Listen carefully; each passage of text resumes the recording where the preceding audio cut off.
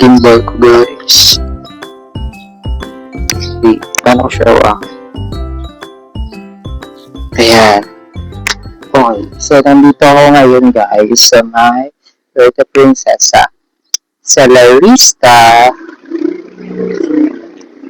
Ayan. Kaya nang sarado sila. Bakit sila nagsasara? How come sarado yung hostel or yung any accommodation ng gabi? What if may tao? I mean, meron silang naka-check-in. So for sure, walang naka-check-in right now. No? Anyway, ang hagod ko. Tapos, ganito po yung mangyayari. Larosh, guys. So, paano yan? Yung tour ko, mamaya is iyan.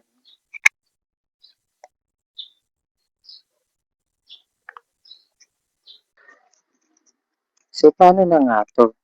Andi din. Ikot natin.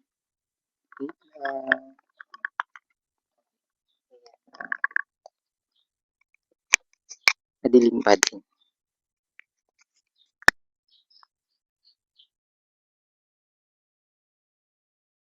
Guys, tinry ko tawagan 3 beses. Tinext ko natin. Wala. So, ano na yan? Saan tayo? Ang hawig ko na. Ang gulo-gulo na ng buhok ko. Tsaka ngayon ako sa mga gumagawang tao. Oh my God. Hininaan ko yung boses ko. Pero may mic naman ako. Malas? At ayun, tuluyan na nga akong nalobat. Lobat na ako, yung gimbal, pati yung microphone na lobat na. Sarado pa yung hostel. Supposedly dapat 2 p.m. yung check-in pero understandable. So, pero I'm not expecting na sarado sila that time. Nalobat yung gimbal. At dahil nalobat nga yung phone, yung gimbal at mic, jump na lang tayo dun sa mismong city tour ng Puerto Princesa. What is that? It's a bearcat. Ganyan pa yung tsura niya. Ganda niya, sleeping. Tingnan natin ito. Bearcats. Walang bearcats. Ang laki niya, ayun siya. Kita niya ba? Wala ka cute. Asa to yun? Kasi yung motor. Sa mga cute, nasa likod yung cute eh. Guwapo lang na siya, dito na siya. Ay, ano kita siya? Ay, kagilap. Ayaw nila sa kamay ko. Pwede ba paano? Gilap. Opo. Sa video po, ma'am. Yes po.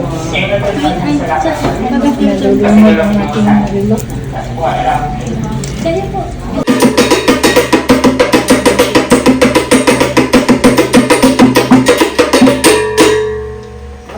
Ayan, okay, so one of the first guitar in the Philippines before the arrival of 6-string guitar. That is 2-string only. And the music is boget, which means bird song.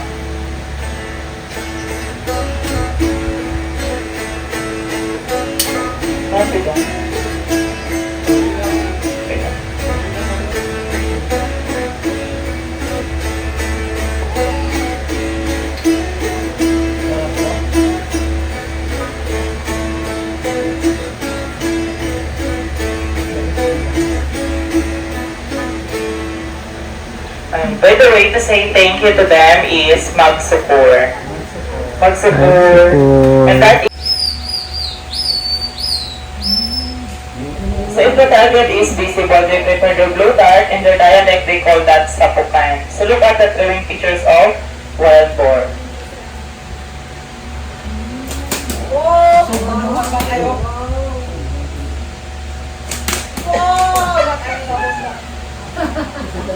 And mag-support.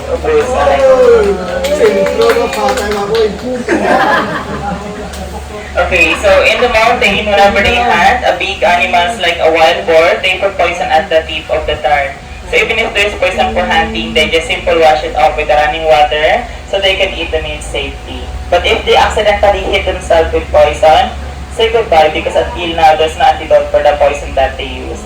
But here they don't hunt animals anymore because our hunting ground is not rich anymore. That's why we have donation box there for the sustainability of this livelihood program. And some product in a souvenir shop back in the garden. Karamihan doon gawa po yun ng mga palawaan. And so now we will show you on how to make fire up in a mountain using the three materials. A piece of metal, greenstone, and their native cotton. The process is called santikan, which means strike or friction. Bato, buhay na bato.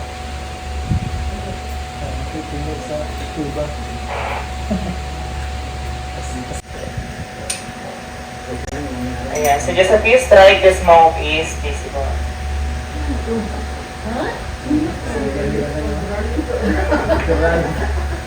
So since in the mountain they don't have market, so they don't use matches or lighter to make fire. So instead, they use their own santikan process, and that is a part of their survival.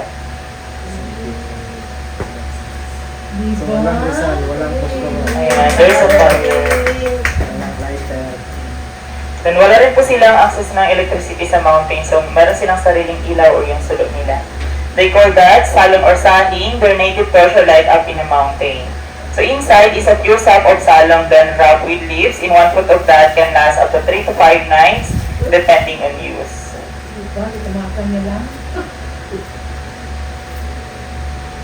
So they believe the smoke of salon can cure illnesses like stomach aches, headaches, can also drive away a bad luck and bad spirits.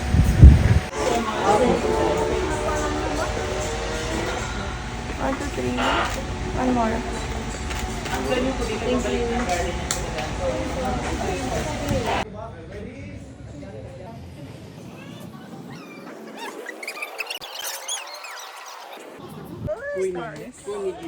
you. Ah, manang cute. That is cute.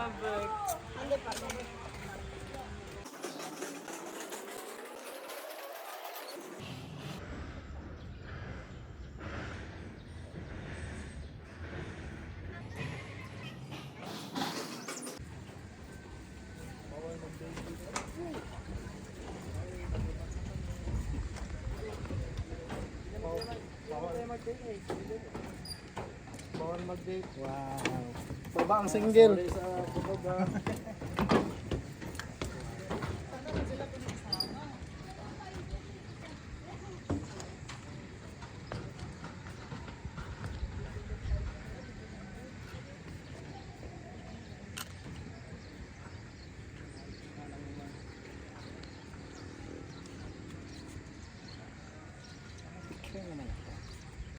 So after ng 5 hours na Puerto Princesa city tour, bumalik ako sa hostel para mag-refresh. Yung hostel nila doon ma-shower, may heater naman, pero para siyang shared na CR kasi siya eh. So hindi ganun ka-comfy pero based on the price, parang okay na. So after ko magbihes, naghanap ako ng coffee shop na 24 hours open and I found UCG Cafe near SM Puerto Princesa.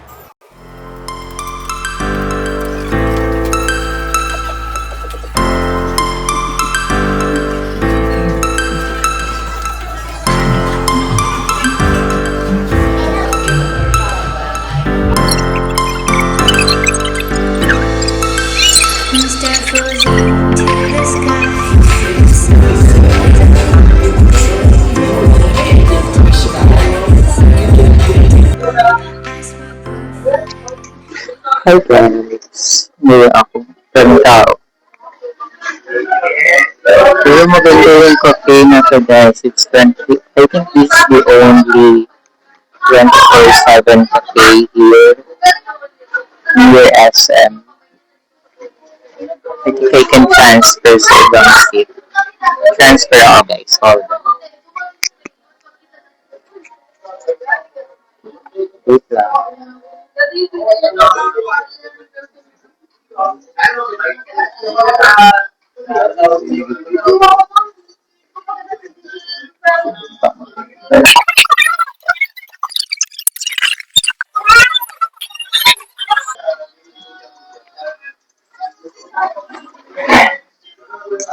Kaya, mas comfy.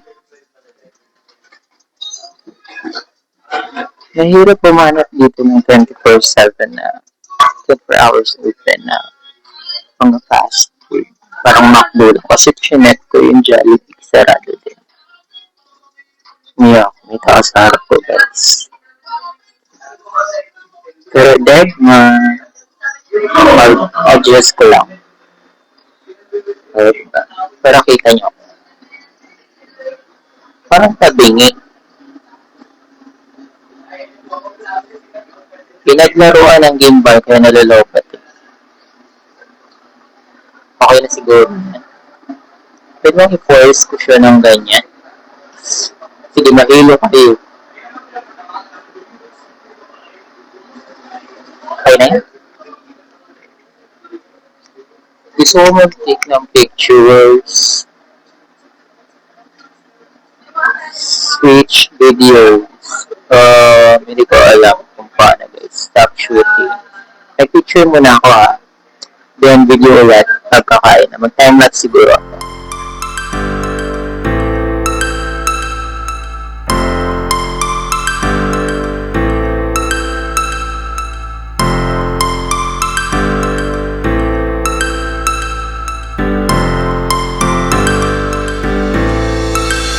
Start floating to the sky. The summer was alive, going to the end of time. I can see the daylight. Eyes were perfect. Is it really the end? Just like a dream, so far away from me. You said you were longing for me, but I managed from astray. Baby, don't be sorry.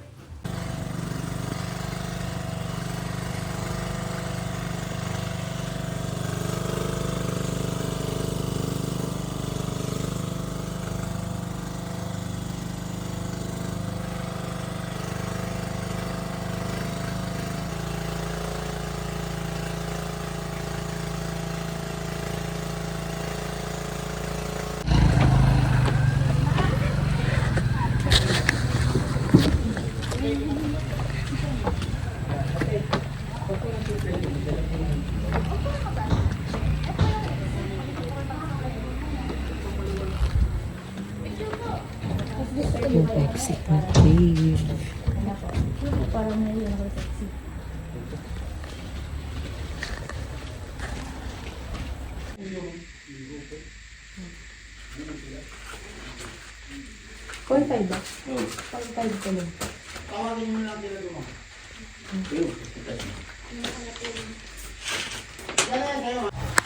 Dito na tayo sa may Plaza Miranda po. Yan. Tinatawag po namin yan siyang Plaza Miranda kasi patag po yung sa taas yan. Dati daw po magkadikit ito, saka ito po. Dahil sa paggalaw ng mundo, bumagsak po. Kaya tawag talaga sila, wala silang forever na dalawa po. Pwede po kayo dyan pa-picture kung gusto po.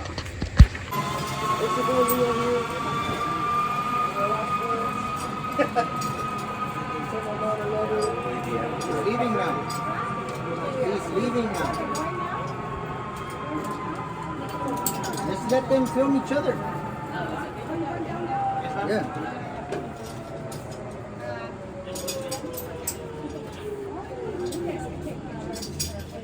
Yung kasama ko po. Okay, pwede siya ng video. He said the tour guide will do.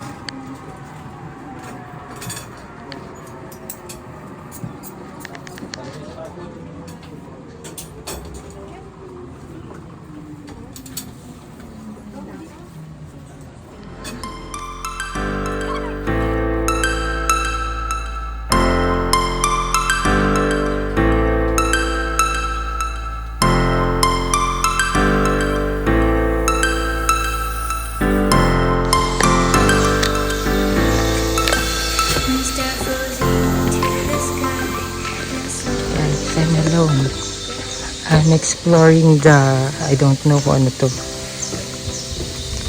Basta dito ako nag-lunch before ako magpunta na underground river. Meron daw ditong 100 plus years old na tree. Just trying to find it. I think this is it. This is yung nasa gitna eh. And then these leaf stalks lead it to that tree. Yan yung tree.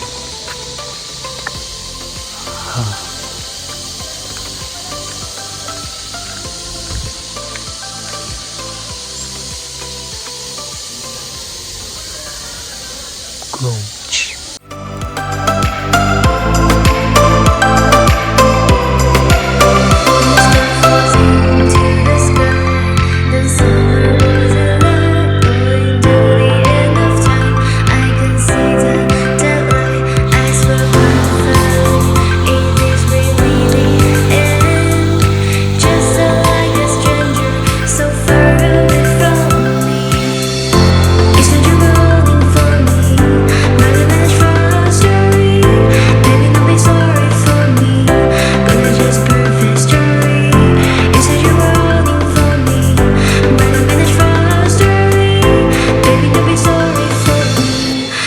Just perfect story.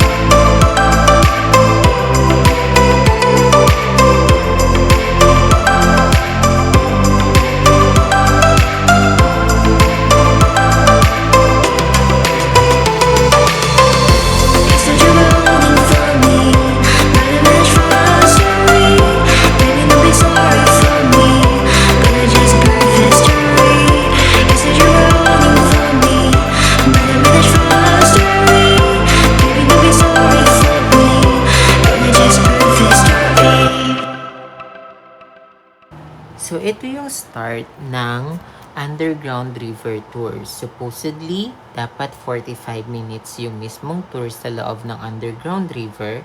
But it took us 1 hour to explore yung first kilometer. So, 1 kilometer lang inside the underground river. Hindi kami pwedeng mag-enter dun sa another 4 kilometers because it will require a specific permit na hindi naman siya always available for all the tourists. And then sa in-avail ko na tour, it's only for the first kilometer. Worth it din naman yung first kilometer kasi sobrang dami niyong makikita na nakaka-amaze. And then, mag-isa lang ako dito sa likod ng boat. Sa likod ko pala is meron pang yung bangkero. So, 5 kami sa boat and usually 6 daw yan sa isang bangka. And then, pwede kayong mag-record, pwede kayong mag-video, pwede namang may flash, pero hindi pwedeng maging maingay. Kasi mabubulabog daw yung mga bats. Yun lang. So, if pupunta kayo ng Palawan, do not skip the underground river.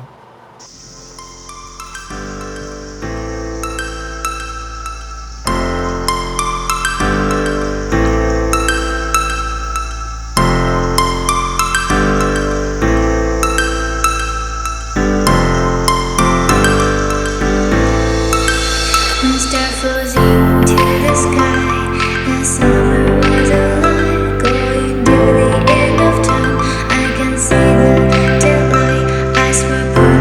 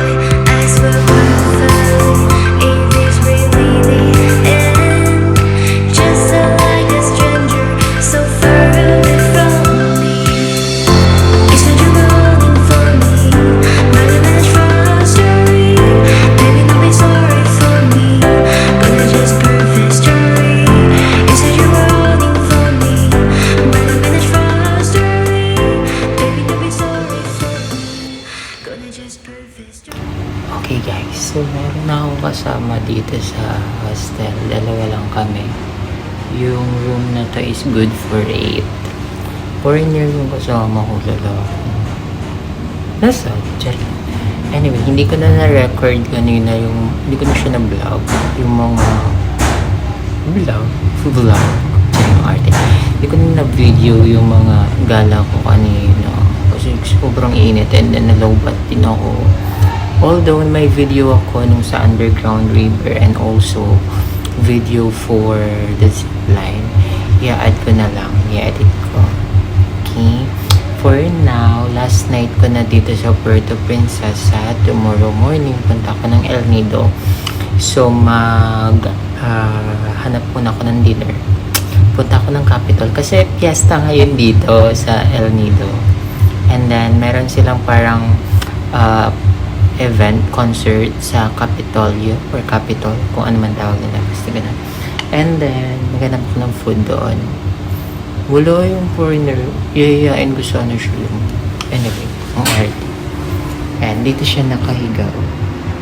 Tapos, nandito lang ako. Tapos, nandito yung ibang mga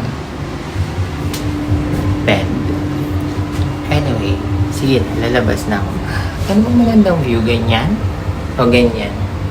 Siguro bili muna ako ng drinks, bottled na drink, yung malamig, bago ako mag-book ng back ride. Ang tawag pala ng... Wait, labas na ako. Ang tawag ng parang joyride nila dito ng lugar is back rider. Wait lang, susi ko. Eto. Yun yung ibubuk ko dito. May wifi dito guys. May ako bumba. May mga tao kasi nag-iinuman sila. Pero wala tayong choice. Hindi natin bumaba. Mag-mic ako guys. Hold on. Para hindi awkward. Kasi ang lakas ng boses ko. I mean, ay, sorry. Ano ba yan? Wait lang. Yung gimbal ko parang hirap na sa akin. Punta natin yung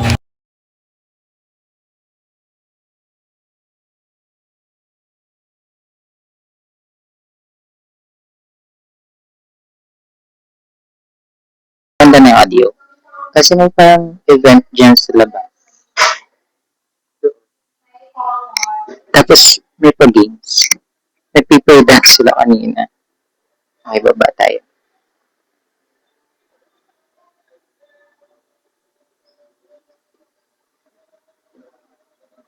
I-rotate ko yung camera. Hold.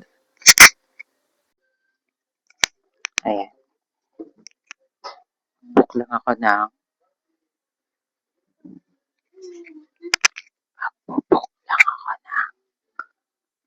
Hi, Daddy.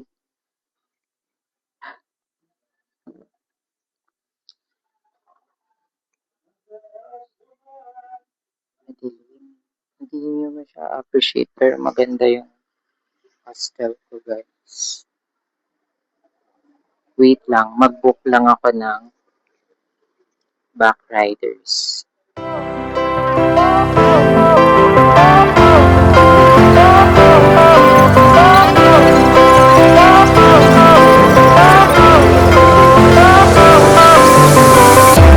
Fire went out, lights went down.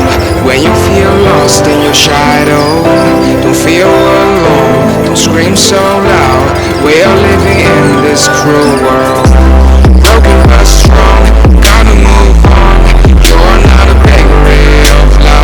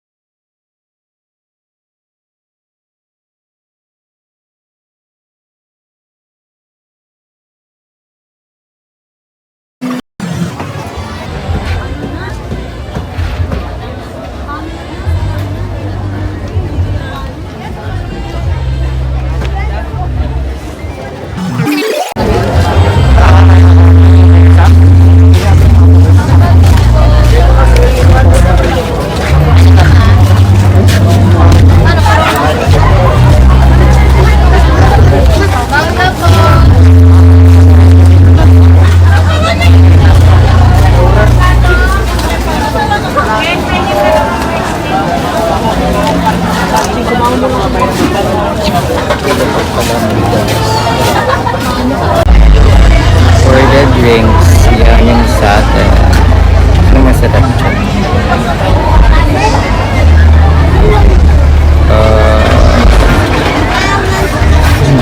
Buko tayo daw. Sa atin.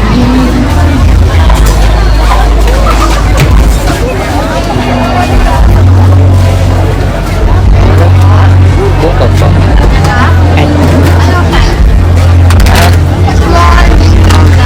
Ganun po kalaki yung medium. Sige, yan na lang. Magkano po yan? Magkano po? Sige. Malaki ng sugar.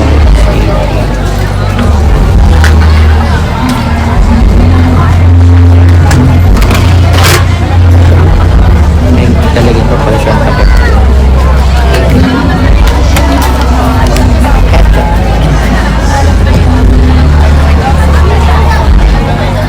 Ito na sugar.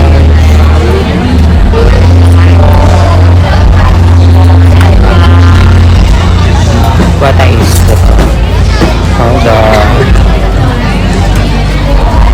Ito yung spray niya.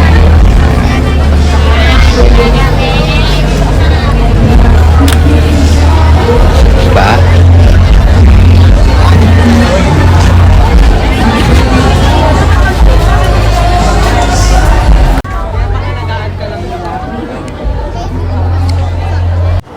So, ito yung day 3 ko sa Palawan. And ito din yung araw na pupunta ako sa El Nido. Hopefully he will. Because otherwise it means I go to El Nido, then I go back to Port Barton, and then Port Barton back to El Nido because I'm going to do the expedition to Coron. So, you're still going to Coron? Yeah, so it just means I'm like travel days. So I'd have to get one bus to El Nido.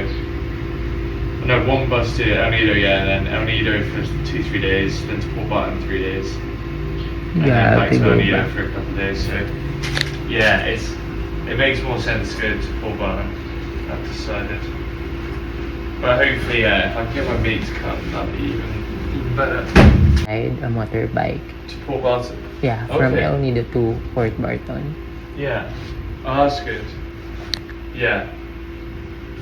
Yeah, I'll see. Good morning, guys. I'm having to lessen my voice kasi madami kong kasama sa van.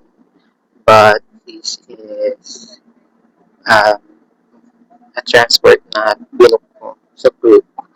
Nalagay ko yung code ko dyan kapag available na, guys. But right now, wala.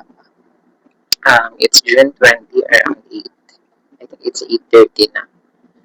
And it will take us up to 5 to 6 hours to reach El Nido from PPS.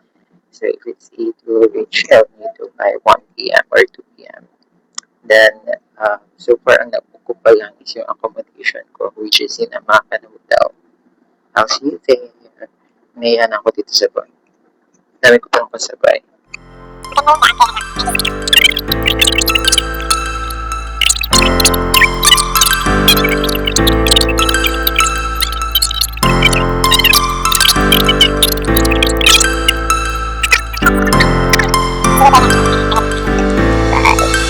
Mr. Frozen to the sky. The summer was alive, going to the end of time. I can see the daylight. Eyes were perfect. In the really the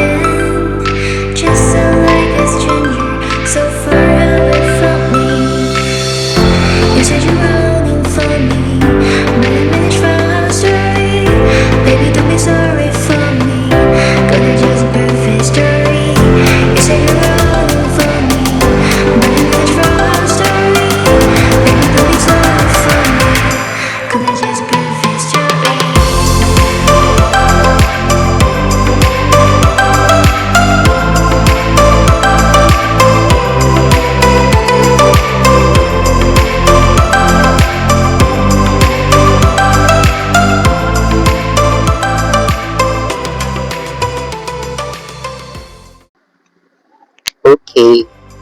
Nandito na tayo ngayon sa El Nido, guys. It's been 6 hours na travel. And it's already 12:40 nang dumating ako. Actually, I'm expecting it's going to be 1:15 po. And medyo hindi niya na-meet yung expectation ko kasi akala ko din ako dadalahin sa hotel. Pero dito lang kami din sa public market. So, I have to ride pa ng tuk-tuk. I'm not sure with the fare. So, update ulit ako pag nandun ako sa hotel. Stop ko muna.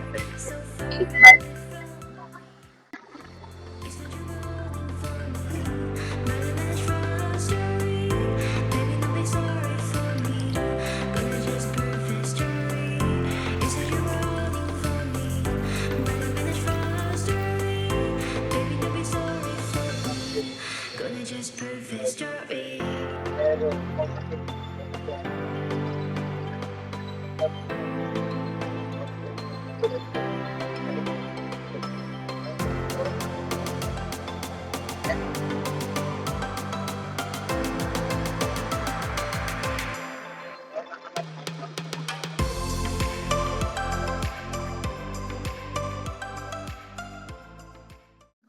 Sabihin natin yun. Hindi ko alam kung rinig nyo. So, this is a Macan hotel. Actually, yun yung harap. Ano siya makakita? Pag ganun. Ayan. Garden lang siya. Ano dito? Let's see what this place is. Ay, baka. Ang early natin dapat dito eh. So, approach siya. But, ay, ang cute na ano nito. Al fresco. Hold on guys, mag-check in na.